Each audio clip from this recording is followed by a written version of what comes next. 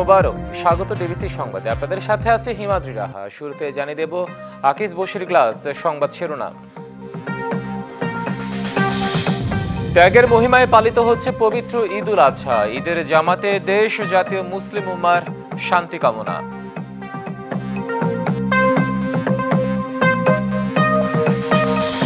এবারও কিশোরগঞ্জের শোলাকিয়া ও দিনাজপুরের গৌরে শহীদ ঈদগাহ ময়দানে ঈদুল আজহার বড় জামাত, লাখো মুসল্লির অংশগ্রহণ।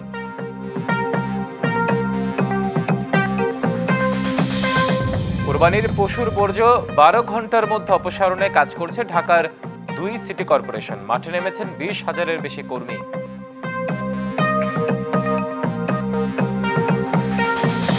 প্রধান উপদেষ্টা নির্বাচনী রোডম্যাপে প্রত্যাশা পূরণ হয়নি, মন্তব্য মির্জা ফখরুলের।